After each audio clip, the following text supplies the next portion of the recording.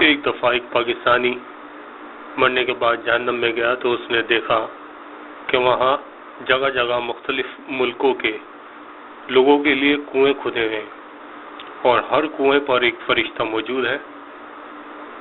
تو جو کوئی بھی بندہ اس کنویں میں سے باہر آنا چاہتا ہے یا کوشش کرتا ہے تو فرشتہ اس کو واپس نیچے پھینک دیتا ہے.